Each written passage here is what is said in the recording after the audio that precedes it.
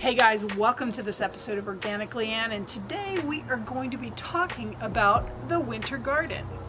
Now, we're going to take it a step further than sowing carrots and broccoli, and we are going to focus on microgreens so you can be enjoying fresh produce throughout those winter months. Not to discredit all the canning that we did, dehydrating, preserving, and freezing of our summer harvest. Now, as homesteaders, one thing we love is to be as sustainable as possible. And one way that we can do that is, if you're a seed saver, you can make your own microgreens. Or there's so many wonderful companies out there that you can actually buy seeds in bulk. One of those companies that I absolutely love happens to be a company called True Leaf Market. They sent me a bunch of goodies to make microgreens with. So here we have nasturtium,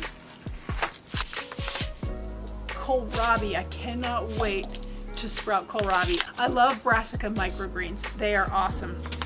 Parsley. I also am going to be sprouting my own basil seeds. They have even more flavor than the adult plant. Black oil sunflower seeds. These are fabulous in a salad, in a stir fry. These are called Rambo purple radish seeds. We're going to open up some of these and get these started. Now, in some of these, like the sunflowers, the beans, the peas, they need to be soaked for 8 to 12 hours before laying them out on our trays. But the radishes, they're good to go. Parsley, good to go. Oh, ho, ho, ho. Fava beans. Fava beans with a nice Chianti. Non-GMO, organic soybeans. Pea sprouts. Pea sprouts are awesome in stir fries.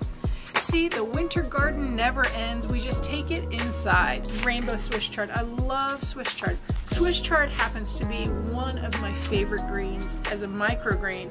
Is awesome. On a sandwich, you raise it a little taller and you put those baby greens in a salad. Raise it in your garden and it's beautiful. It's delicious. I use it sometimes in lieu of cabbage leaves for making galumpki. We also have buckwheat. This is going to be very fun. This too needs to be soaked for 8 to 12 hours. And yeah baby, garbanzo beans. I love garbanzo beans, and garbanzo sprouts are supposed to be fabulous. I've never tried sprouting the garbanzo beans, so let's get started and raise some microgreens.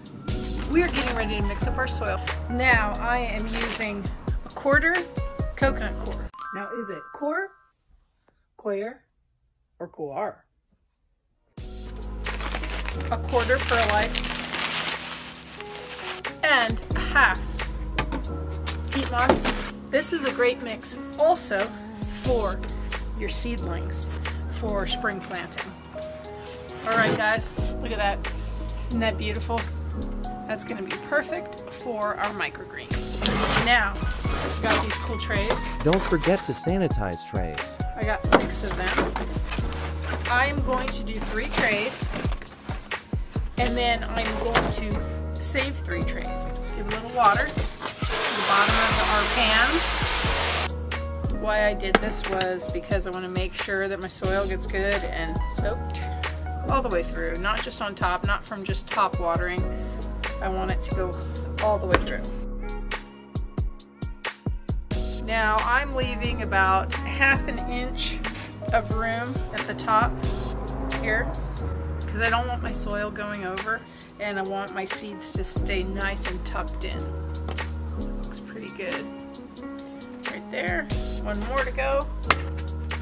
And I will also spritz these up on top. Now, if you plan on doing a lot of microgreens, when they're used, you can throw them right in your compost. You can let your chickens peck around with them, which is what I do. A little camp.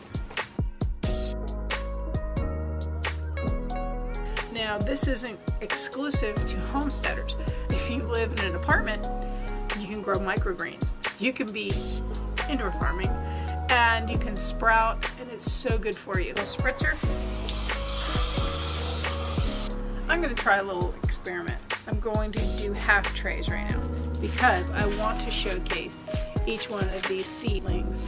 So the ones that I'm starting off with first are the ones that do not need to be pre-soaked. I'm going to do kohlrabi and radish on this side. They're both part of the brassica family. I'll start with a little bit. Okay, I'm going to pour some in my little measuring cup. Just evenly spread them around. I just go around my perimeter first. You might get a little uneven areas, so just kind of tamp it down. Think of it like jimmies on a cake. And that will be with the kohlrabi and the radish. Do the herbs that way as well. One of the beautiful parts of when you go on to True Leaf Market's website is that they have so many fun different things to do as microgreens or sprouts. They have all the equipment that you need. Go check them out. I'll have a link in my description. Now we'll go for some of my basil seeds in here. We have Swiss chard, nasturtium, parsley, basil, kohlrabi, and radish. Now you can use a spray bottle, or I have my hose here, I'm going to lightly mist. I'm not going to soak them, I'll lightly mist them. You don't want to cause them to mold. You take your trays and you need to create a blackout situation for them. And what you're trying to do is you're creating, as if the seeds were planted in the ground, this creates a darkness that they need. Last one we're going to put on top, right there. Let's move on to soaking our beans. Alrighty guys, so here we see we've got the beans all in their jars of water. They've been soaking for about 12 hours now. Garbanzo, sunflower, buckwheat, fava, peas, and soybeans. Give them a good little rinse. Soybeans raised up a ton. Didn't get much from the favas or the peas or the buckwheat. They still rose up a little bit, sunflowers as well. But your soybeans and your garbanzo beans are going to soak up a ton of water. They're going to double, triple in size.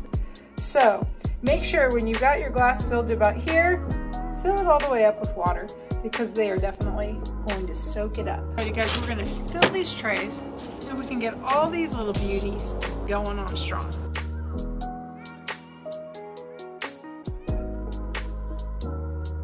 We are waiting probably 3 to 5 days before we start to see them sprout, but today is day 1. Well guys, that about wraps up part 1 of growing microgreens as a part of your winter garden, the introduction and prep. Be sure to keep your eye out for part 2 because I'm going to be showing you how wonderful these microgreens are doing and also share some of my favorite ways of utilizing microgreens. Now, I'm not just stopping with the winter garden. Microgreens are relevant all year long. They are oh so delicious, oh so nutritious, and very easy to grow. I also talked to you about a company by the name of True Leaf Market. True Leaf carries all your microgreen seeds in bulk and all the equipment that you need to be successful in growing microgreens. If you have a friend who's interested in growing some microgreens and could use this information, be sure and share it. If you have not subscribed yet, hit the subscribe button, ring that notification bell, and come check me out over on organicleanne.com where you can see what's going on here at our little urban homestead. Blessings to you and much love. Happy New Year.